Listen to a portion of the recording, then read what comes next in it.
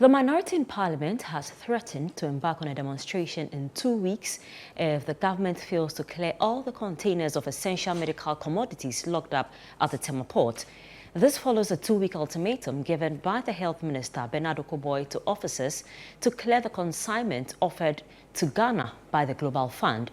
Mr. Okoboy assured that he will be compelled to visit the port and sit there until the right thing was done after the window had elapsed with the containers still left uncleared. Addressing journalists, the ranking member on the Health Committee of Parliament, Kando, charged the government to do the needful. Over 180 containers of essential medical commodities, including drugs meant for the treatment of HIV, malaria and tuberculosis, have been left stuck at the Tema port for over a year due to the government's inability to waive taxes on them. After public criticisms, 14 of these containers were cleared from the port, with the remaining consignment left uncleared.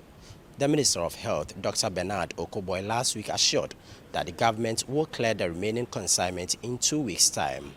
Addressing journalists in Parliament, the ranking member on the Health Committee, Kando, says if the government fails to hit to its own deadline, the minority caucus would be forced to hit the streets.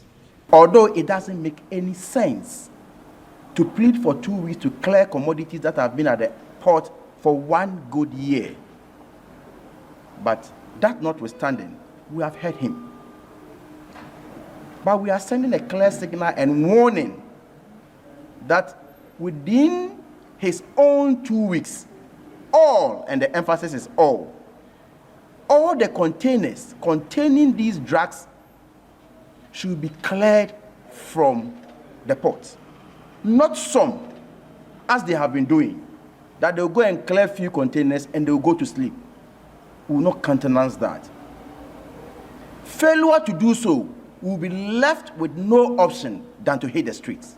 He also addressed the ongoing strike by the Medical Laboratory Professional Workers Union, urging the government to, as a matter of urgency, respond to their grievances. Any reasonable government will engage them and then plead with them whilst they are even at the negotiation table to go back to their hospitals or their facilities. And so, as a matter of urgency, I believe that government must respond to their call and make sure that these health workers are back to the hospital, because already we have a lot of challenges at the health facility.